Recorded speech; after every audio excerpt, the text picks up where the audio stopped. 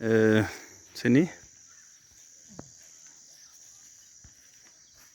Yoya gaharri adoolessaa 23 bara 2017dha. Bakki nuyi itti argamnu godina Lubbaaboor aanaallee ganda galooti.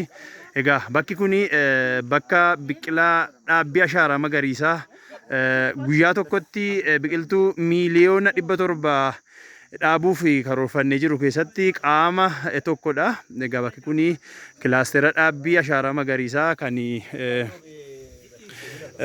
garee tokkummaa tokkoffaa jedhamu ganda galoo keessatti argamudha. Egaa bakki kun qopheen iddoo xumurameera. Amma bakka kanatti galgala dimismisadha. Kunoo itti gaafatamaan waajjira lafaaf qonnaa akkasuma taanaan bulchaa bulchiinsa aanaa allee asitti argamu. Egaa dhaadannoo bara kana akkuma beekamu dhaadannoon keenya dhaabuudhaan bayyanachuudha. Egaa baay'ee hawa guddaadhaan eegaa jirra. Bakki kuni biqiltuu multi purpose tree yookaan biqiltuu faayidaa damdaneessa qabu dhaabuudhaaf kunoo akkuma argitanu kun biqiltuun asitti argitan kun biqiltuu muuziiti. Muuziin asitti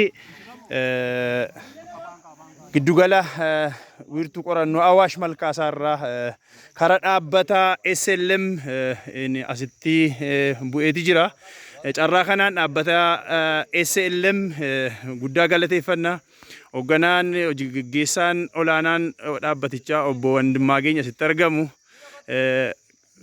Biqilaa bosonaa, giraaviiliyaa, abukaadoo, tsidii akkasuma muuzii kanallee asitti nu fiduudhaan asitti geejjibsiisuudhaan amma dhumaatti nu wajjiniin carraaqaa jiru. Egaa barii barraaqa 12 hanga 12tti dhaabbii ashaaraa magariisaa geggeessinuuf hawaasni keenya cufaan ba'ee ashaaraa isaa akka kaa'u egaa anis gama kanaan dhaamsa koon dabarsa. Egaa kan karoorsine ni hojjennaa, kan eegalle ni xumurraa. Oromiyaa magariituu Oromiyaa dinagdee damdaneessaa horattee hin ijaarra.